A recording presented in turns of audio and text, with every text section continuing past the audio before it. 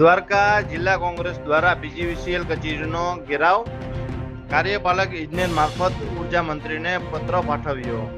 ઢાંકણીમાં પાણી લઈ ઉર્જા વિભાગ ડૂબી મરે તેવો કાર્યક્રમ પણ કરવામાં આવ્યો। કાર્યપાલક ઇજનેર મારફત ઉર્જા મંત્રીને ઢાંકણી અને પાણી મોકલાવ્યા। ઉર્જા મંત્રી, કૃષિ મંત્રી, મુખ્યમંત્રી ખેડૂતોની માફી માંગે, પાલભાઈ આંબલિયા। ઉર્જા મંત્રી દિવસે 8 કલાક વીજળી આપવાના વાયદા પાછા ખેતી પ્રેસ કોન્ફરન્સ કરો તેમ પાલભાઈ આંબલિયાએ જણાવ્યું છે। આ વિગતો પાલભાઈ આંબલિયાએ સાંજે 8 વાગ્યાથી આપેલ છે। જે રીતે રાજ્યના કૃષિ મંત્રી, ઉર્જા મંત્રી અને મુખ્યમંત્રી હજારો ભાષણોમાં કહે છે કે અમે ખેડૂતોને દિવસે વીજળી આપીએ છીએ, આજે સાહેબ અહીંયા દિવસે વીજળી 8 કલાક તો દૂરની વાત છે, ટોટલ 8 દિવસમાં ટોટલ 8 કલાક વીજળી મળી નથી।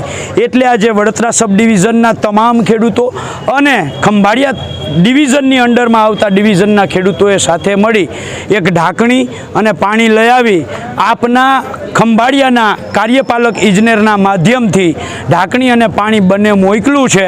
તમારાથી ચાચલાણા 66 કેવી જે છે એ 13 વર્ષની અંદર 2 તાર જોડી નથી શક્યા। બેરાજા 66 કેવી છે આખે આખું તૈયાર છે, 2 તાર જોડવાના વાકે અટકું છે। તમે 8 વર્ષમાં 2 તાર જોડી નથી શક્યા। ખેડૂતોને 8 દિવસે 8 કલાક તો દૂરની વાત, 8 દિવસમાં 8 કલાક વીજળી આપી નથી શકતા। એટલે ઢાંકણીમાં પાણી લઈને ડૂબી મરવું જોઈએ।